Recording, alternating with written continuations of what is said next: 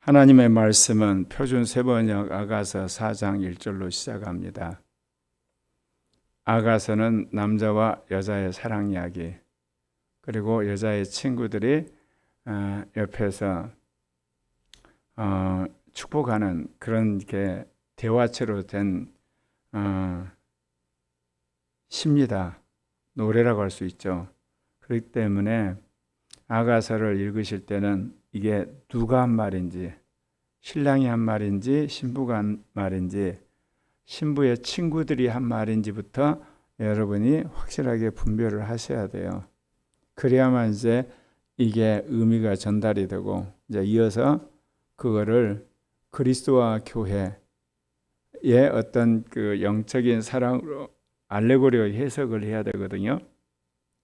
알레고리는 말씀드린 것처럼 성경에 있는 그 언어를 문자적이고 또는 역사적으로 또는 그 신학적으로 해석하는 게 아니라 거기서 영적 의미를 찾아내는 거예요. 상징적인 비유를 찾아내는 거거든요. 그래서 알레고리가 굉장히 위험한 이유는 뭐냐? 해석하는 사람의 의도에 따라 그걸 비틀어서 그걸 이제 해석을 해버리면 그럴싸해요. 근데 틀린지 맞은지는 직접적으로 판단할 기준이 없어요. 그러면 우리가 말하는 올바른 알레고리는 뭐냐? 성경은 예수 그리스도의 계시예요. 그렇기 때문에 예수 그리스도의 계시로서 아가서를 보게 되니까 해석하는 기준을 우리가 이제 잡게 되는 거죠. 그래서 그리스도와 교회의 사랑이다 그러는 거죠. 가끔 성경을 알레고리로 해석하는 그룹들이 있는데 대부분 이단들이 그렇게 해요. 그래서 이단들이 성경을 알레고리로 해석을 할 때 여러분이 그런 사람 이야기 들으시면 안 됩니다. 특별히 성경 중에 이 아가서만 독특하게 그런 어떤 그 시 중에 시고 노래 중에 노래로서 들어가 있는 것이, 다른 본문을 그렇게 해석하면 그런 사람하고 여러분 성경 공부하시면 안 됩니다. 왜 그러냐면 심하게는 자기 멋대로 해석해도 그 해석이 맞았는가 틀렸는가 알 길이 없어요. 대부분 그런 사람들은 그리스도 중심적으로 해석한 게 아니라 자기가 믿는 교주나 그 단체 해석에 따라서 앵무새처럼 반복을 하는 거죠. 신랑이 말합니다. 표준세번역 아가서 4장 1절. 아름다워라 나의 사랑, 아름다워라 너울소 그대의 눈동자는 비둘기 같고. 교회의 아름다움에 대한 묘사로서 하나님의 형상대로 지음받은 인간이 타락했었는데 이제 그리스도 안에서 다시금 거듭나고 이제 새로워졌을 때 그 아름다움을 묘사한 내용들입니다.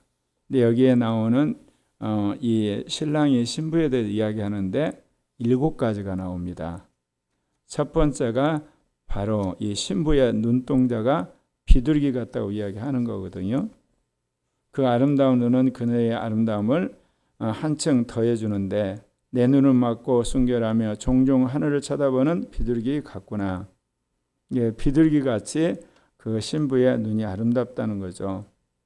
지혜와 지식은 세 사람에게는 두 눈과 같습니다.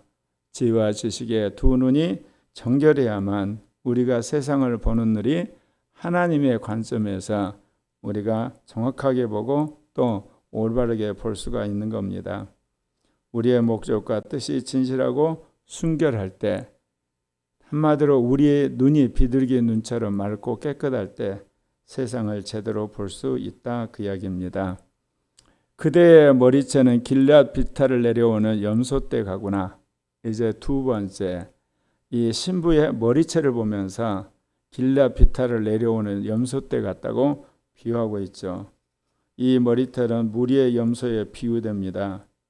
염소들이 산꼭대기에 있을 때는 하얗게 보이지만 그 염소떼들이 이제 비탈기를 한꺼번에 내려올 때는 마치 그것이 머리털이 바람에 날리는 것 같다는 거죠.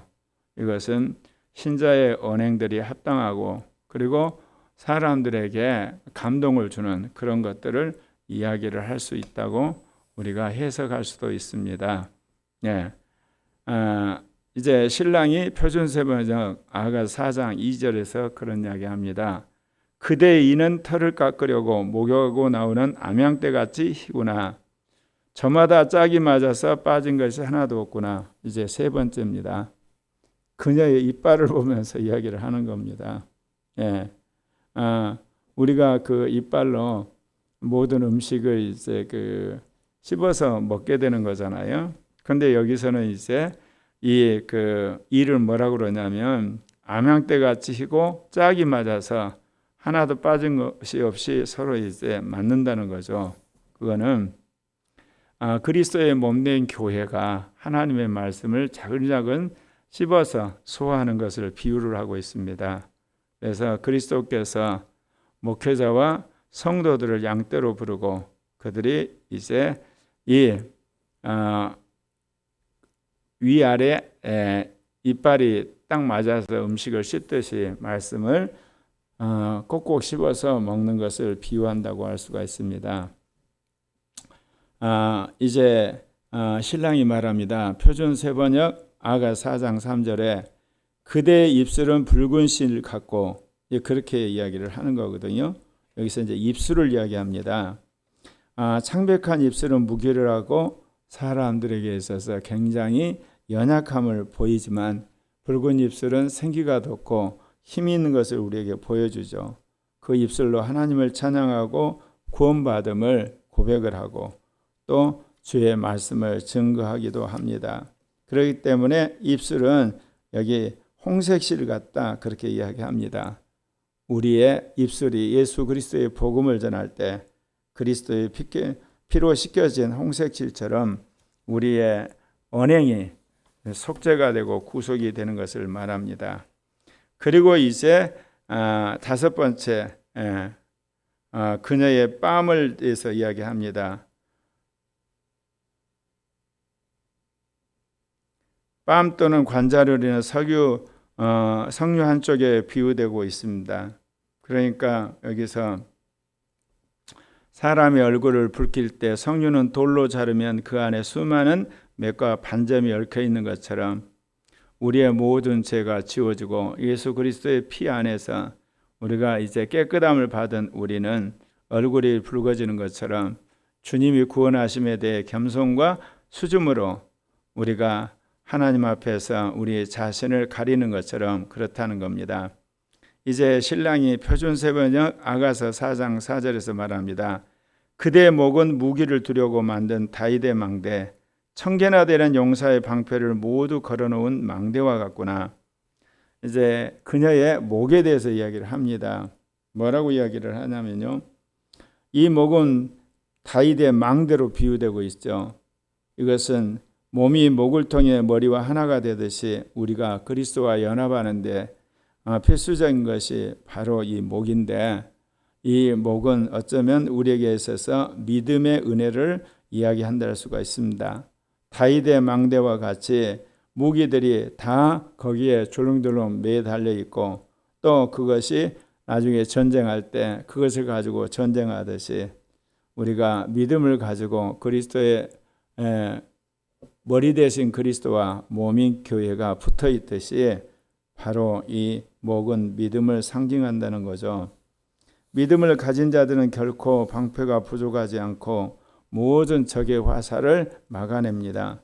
그렇기 때문에 이 목을 그가 무기에 두고 또 망대로 비유한 것은 그리스도인이 머리와 몸을 연결시키는 이 믿음, 그거를 상징한다고 할 수가 있습니다. 이제 신랑이 표준 세번역 아가서 4장 5절에서 그대의 젖가슴은 날있고 밭에서 풀을 뜯는 한 쌍 사슴 같고 쌍둥이 노룩 같구나. 이제 마지막 그녀의 두 젖가슴을 비유합니다.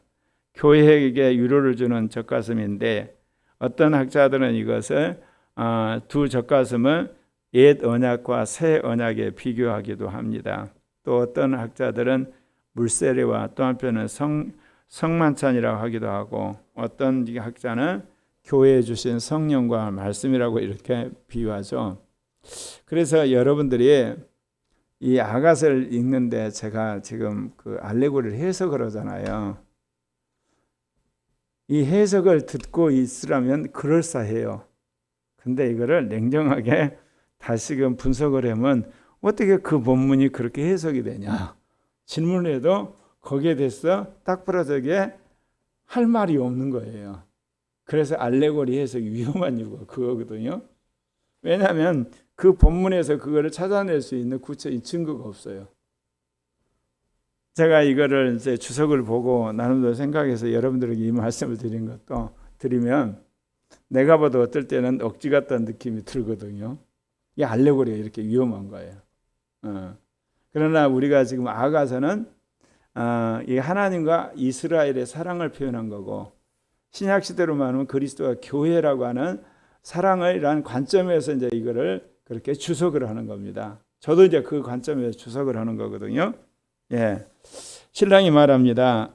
표준세 번역 아가서 4장 6절에 날이 저물고 그림자가 사라지기 전에 나는 모략산으로 가려 하네 유황 언덕으로 가려 하네. 모략산은 이스라엘 성전이 세워졌던 모리아산을 상징합니다. 그것이 추정되는 거죠. 그곳에는 항상 향이 피워져서 하나님 앞에 제사를 드렸습니다. 그러니까 그리스도께서 이제 이 사도들을 떠날 때 주님께서 뭐라고 이야기하냐면 내가 세상 끝날까지 너희와 항상 함께 있으리라.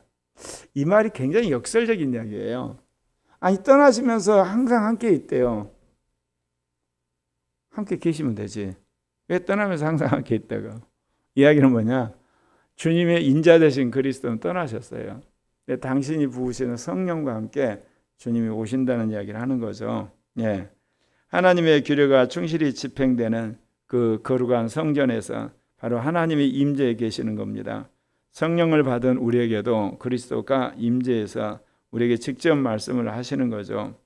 즉 거룩한 산에서 우리는 기쁨과 슬픔을 주님과 함께 맛게 되는 거고 회개도 하기도 하고 주님이 주신 위로도 경험하는 이곳에서는 유향이 하늘로 올라가는 우리의 기도와 고백이 올라가는 걸 상징하기도 합니다. 이제 신랑이 아가서 4장 7절에서 또 이야기합니다. 아름답기만 한 그대 나의 사랑 흠잡을 데가 하나도 없구나. 신랑은 반복해서 신부의 아름다움을 칭송합니다. 나의 사랑 너는 순전히 어여뻐서 그녀의 모든 것 하나하나가 매우 아름답고 훌륭하다고 단언합니다. 너는 흠잡을 데가 없구나. 너는 하나하나가 모두 아름답구나. 예수 그리스도가 당신의 피로 산 교회를 바라볼 때 그렇게 판단한다는 겁니다.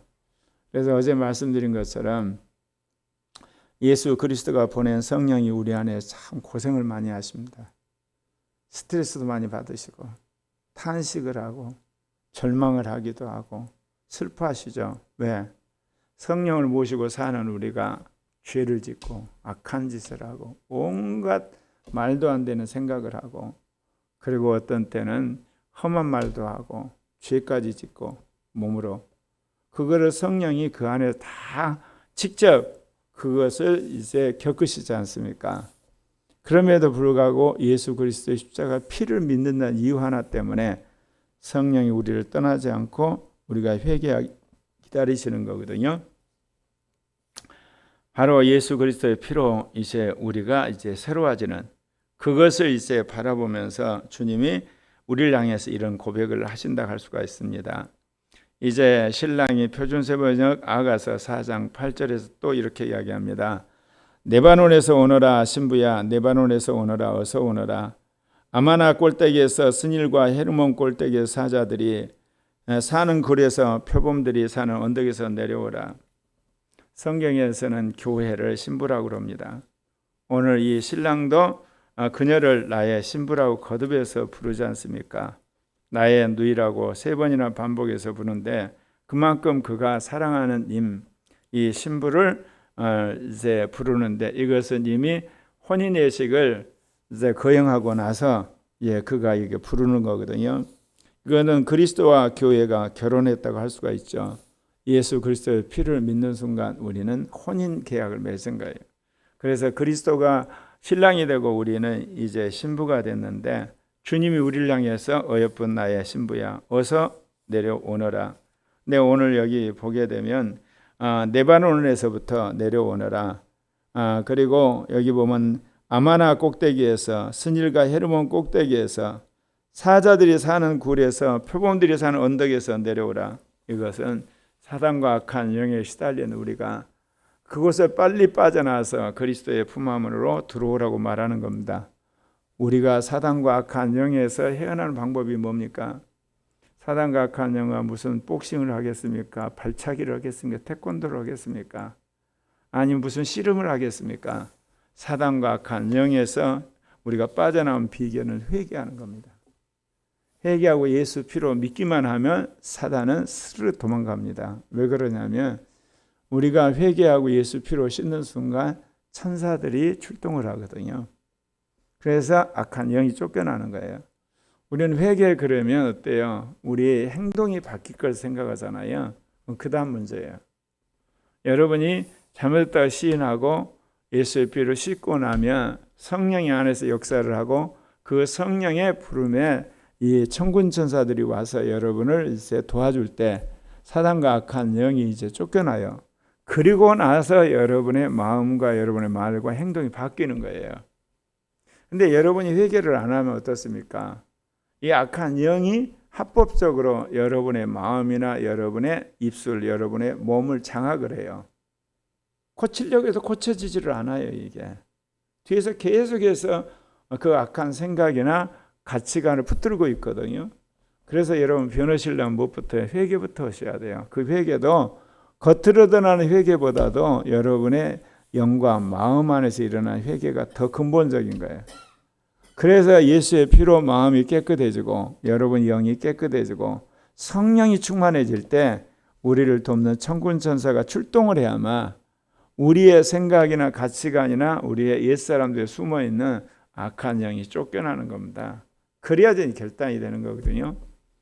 제가 수십 년 동안 살아오면서 이 철학을 바꾸고 이념을 바꾸고 사상을 바꿀 때마다 결정적 순간에 뭉텅이로 내 안에서 뭐가 빠져나간 걸 제가 경험을 해요. 그러면 마음이 깨끗해지면서 홀가분해지고 그러면서 지금까지 했던 일이 정말 싫어지는 거예요. 지금은 제가 이 나라에 대한 거, 교회에 대한 뉴스는 듣기는데 옛날같이 막 흥분을 하고 아니면 위기감을 느껴가지고 어떻게든지 이거를 내가 해야 되는 거 아니냐 생각인데 지금은 아드가 옛날이 돼버렸어요. 완전히 속사람이 바뀌어버렸거든요.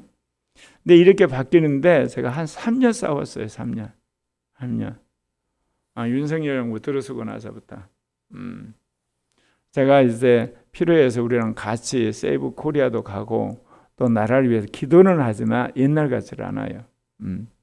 왜냐하면 무슨 반동성애 집회 나오라 그러고 뭐 이단 사이비 집회 나오라 그러고 세미나에 나오라 그러고 무슨 청년들 집회 가자 그러고 뭐 해도 전혀 제 마음속에 가고 싶은 마음이 없어요. 왜냐하면 3년 동안 제가 가치관을 바꿨거든요. 나라를 내가 구원할 능력이 없구나.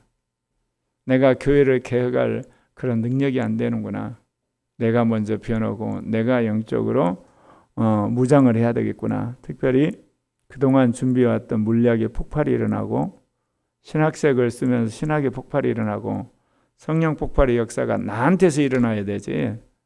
누가 나를 도와줄 수도 없고 내가 남을 도울 수도 없구나. 그걸 이제 깨닫고 3년을 내 안에 싸우니까 이게 떠나간 거예요. 그래서 여러분들 회개했다고 여러분 바뀌지 않습니다. 죄책이 면제되는 거예요. 죄에 대한 그 형벌이. 그러지 여러분 안에 죄 짓는 모든 가치관과 사고방식, 스타일 그대로 있어요. 이게. 그래 그 상황이 딱 도래하면 그게 또 발동을 해요. 또 죄를 짓는 거예요. 그래서 제가 늘 말씀드린 것처럼 이 오중 오신생 중에서 제일 깊은 게 옛사람이에요. 평생 여러분이 벗어야 될 게 옛사람이거든요. 예, 그렇습니다. 이제 신랑이 그렇습니다. 표준 세번역 아가서 4장 9절 나의 누이 나의 신부야 오늘 나 그대에게 마음을 빼앗기고 말았다. 그대의 눈짓 한 번 때문에 목에 걸린 구슬 목걸이 때문에 나는 그대에게 마음을 빼앗기고 말았다. 여기서 신랑이 신부를 향해서 마음 빼앗긴 것을 고백하고 있는데 그 신부의 눈짓 한 번에 그리고 목에 걸린 그 구슬 목걸이가 너무나 매혹적이어서 홀라당 마음을 다 뺏겼다고 고백 이야기하는데 그리스도께서 교회를 향해서 당신의 피로 산 교회에 대한 이런 애정을 표현하시는 거예요.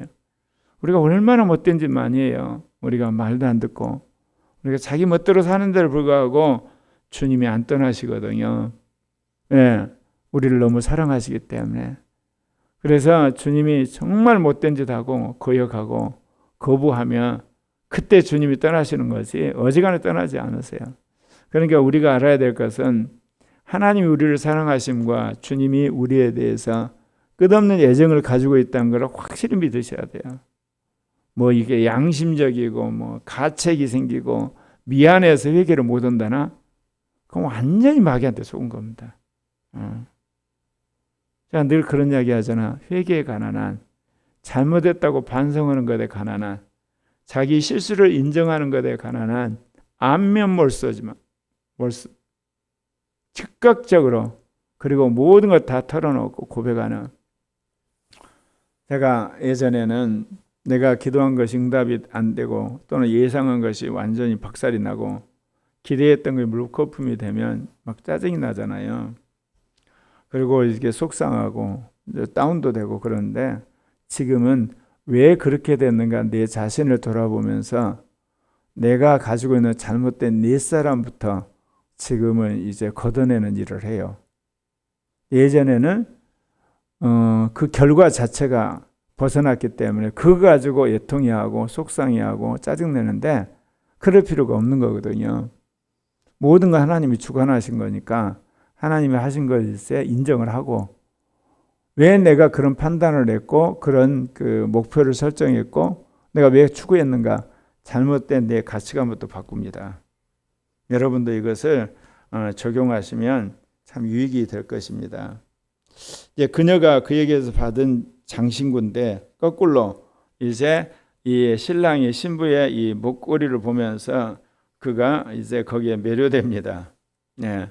주님이 우리에게 주시지 않은 게 하나도 없거든요. 그런데 주님은 당신이 준 것을 보고 감격해야 하시는 거예요.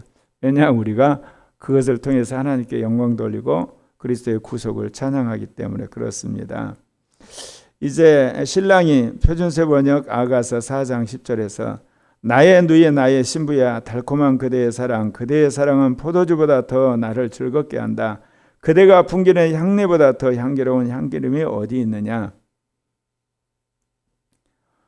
이 신랑이 말합니다. 신부에게 네 사랑이 어찌 그렇게 아름다운지 그 사랑이 얼마나 아름다운지 감격해서 그 고백을 계속합니다. 그리스도께서 당신을 구주로 고백하는 우리를 바라볼 때 이렇게 바라보시는 거예요. 당신의 피로 산 영혼들을 바라볼 때 정말 그들이 주님을 향해서 찬양을 하고 기도를 하고 또 구원해 주시면 감사를 할 때 주님도 같이 감격을 하신다 그 이야기입니다. 예. 어떤 것도 이처럼 우리를 그리스도께 사랑받게 하는 것은 없습니다. 그녀가 바른 향수는 성령의 은사와 은총인 그녀의 선한 행실이고 받을 만한 향기로운 제물로서 하나님께 올린 바 되는 겁니다. 그래서 우리가 이 땅에서 순종을 하고 선하게 살고 또 찬양을 하고 경배를 하고 그리고 늘 감사를 하는 것 그것 또한 우리 주님을 감동케 하고 그분으로 하여금 우리를 더욱더 사랑하고 보호하게끔 하게 하는 겁니다. 그래서 여러분이 비록 눈에는 보이지 않지만 주님을 향해서 마음껏 찬양하고 경배하고 그분께 영광 돌리기를 바랍니다. 신랑이 표준 세번역 아가서 4장 11절에서 나의 신부야 그대의 입술에서는 꿀이 흘러나오고 그대의 혀 밑에서는 꿀과 젖이 고여있다. 그대의 옷자락에서 풍기는 향내는 레바논의 향기 같구나. 지금 신랑이 신부를 바라보면서 머리끝 발끝까지 그 하나하나에서 사랑을 느끼고 있는 겁니다. 신부야 내 입술에서는 꿀방울이 떨어지고 그리고 너의 옷자락에서는 향내는 향기가 풍기는구나. 주님이 우리 교회를 향해서 그렇게 보시는 거예요. 너희들의 고백이 나를 감격해 하고 너희들이 나를 위해서 열심히 복음을 전하고 그 핍박 속에서 굴하지 않고 신실함을 드러낼 때마다 내가 너의 사랑에 대해서 감격한다. 내가 너와 함께하면 너를 지켜주겠다. 그렇게 우리가 상징한다고 할 수도 있습니다. 신랑이 표준세번역 아가서 4장 12절에서 나의 누이의 나의 신부는 문잠긴 동산 덮어놓은 우물 막아버린 샘. 여기서 잠근 동산이랑 속세부터 떨어진 낙원을 말합니다. 그것은 하나님께 속해 있고 하나님께서 따로 구분된 그런 동산을 이야기하는 거죠. 거기에는 우물과 샘이 있어요. 우물은 덮여 있고 샘은 봉해져 있지만 그것은 때가 되면 물이 있어야 나오는 거. 그래서 우리에게 생수와도 같은 그 생수를 여기서 이야기하는 겁니다. 신랑이 표준세번역 아가서 4장 13절 14절에서 그대의 동산에는 석류와 온갖 맛있는 과일 고멜꽃과 나도 풀과 번영꽃 창포와 개수나무 같은 온갖 향나무 모략과 침향 같은 온갖 귀한 향료가 나는구나. 이 신부를 바라보면서 그 이야기 하는 거예요. 이스라엘의 과수원에 석류나무라는 아름다운 과수가 이제 열리게 되잖아요. 거기에는 아름다운 이런 꽃들, 그다음 풀들, 그리고 또한 거기에 과일들, 이런 것들이 이제 그것을 보면서 그 동산의 귀한 향품은 우리의 가장 좋은 꽃이라고 여기는 거잖아요. 교회 안에 있는 성도들, 주의 말씀에 따라서 거룩하게 살고 신실하게 살고 착한 행실과 그 빛을 드러내는 그런 성도들을 볼 때마다 주님은 그렇게 보신다는 거죠. 이스라엘 포도원에 있는 또는 과수원에 있는 수많은 꽃들과 그리고 과일들, 그리고 그런 과일 나무를 보면서 주님은 우리를 그렇게 대우하신다는 겁니다. 신랑이 표준세번역 아가서 4장 15절에서 그대는 동산에 있는 샘 생수가 솟아오르는 우물 레바논에 흐르는 시냇물이다. 그녀는 이 동산에 열매를 맺게 하는 그리스도 자신에게 의지함으로 말미암아 동산의 샘으로서 그에게 주의를 기울이고 계시는 겁니다. 그녀는 그가 없이는 무가치한 존재고 결실을 못 맺지만 그가 이제 성령을 받아서 그 생수에 듬뿍 적실 때 그는 모든 것들을 소생하는 그런 물된 동산 같은 자가 된다는 거죠. 그녀는 복된 성령이 감화하사 이 동산을 향유롭게 해주기를 간구하고 우리 안에 오신 성령이 그러한 일을 함으로 그리고 거듭나 우리 안에서 일어나는 그 영이 우리를 그야말로 생명을 주고 또한 능력을 주는 생수가 된다는 겁니다. 이제 이러한 신랑의 사랑의 고백에 이제 화답합니다. 신부가 표준세번역 아가서 4장 16절에 북풍아 일어나 남풍아 불어라 나의 동산으로 불어오너라 그 향기 풍겨라 사랑하는 나의 이미 이 동산으로 와서 맛있는 과일을 즐기게 하여라. 이것은 주님의 몸된 교회가 신랑을 향해서 뭐라고 이야기합니까? 주여 우리에게 성령을 부어주시옵소서. 정말 성령의 바람이 불어서 우리가 그 바람에 정말 시원함을 만끽하고 그리고 그 바람에 우리를 감싸주고 우리를 치유하고 우리에게 능력을 주기를 원합니다. 우리의 심령을 깨끗게 하고 신나게 해주시기를 원합니다. 그런 기도라고 할 수가 있습니다. 이제 신랑이 또 이 신부의 사랑의 고백과 그 바람에 응답을 합니다. 표준세번역 아가서 5장 1절 나의 누이 나의 신부야 나의 동산으로 내가 찾아왔다. 몰약과 향료를 거두고 꿀과 꿀송이를 따먹고 포도주와 젖도 마셨다. 그렇게 이제 신랑이 고백을 합니다. 이것은 이 아가서 4장 마지막에 나의 사랑하는 자가 그 동산에 들어오기를 간구하는 그런 응답에 따라서 이제 신랑이 들어온 거죠. 이것은 그리스도의 몸된 교회가 신랑을 향해서 간절히 구할 때 그리스도께서 우리의 마음 중심에 오셔서 말씀하여 주시고 우리에게 또한 필요한 것들을 공급해 주시는 것을 말합니다. 신부는 그가 오로지 동산의 아름다운 실과 먹기를 바랐지만 신랑은 더 많은 것을 가져와서 꿀과 포도주와 젖 등 풍성한 것으로 축복하시는 것을 우리에게 말해주고 있는 것입니다. 그리고 이제 이어서 이 신부의 친구들이 말합니다. 먹어라 마셔라 친구들아 사랑에 흠뻑 취하여라. 이제 신랑이 가지고 있는 가지고 온 여러 가지 선물들, 그거 가지고 먹고 마시자, 그렇게 이야기하는 겁니다. 예수 그리스도가 우리의 기도를 응답하셔서 우리에게 부으시는 여러 가지 하나님의 축복들, 신령한 은혜들, 생수들, 그리고 선물들, 그것을 우리가 이 땅에 향유하면서 그리스도의 몸된 신부로서 세상 가운데 그리스도의 사랑을 전하고, 그리고 그분의 그 놀라우심과 그리고 모든 인간을 사랑하심을 우리가 증거할 의무가 우리에게 있겠죠. 기도하십시다.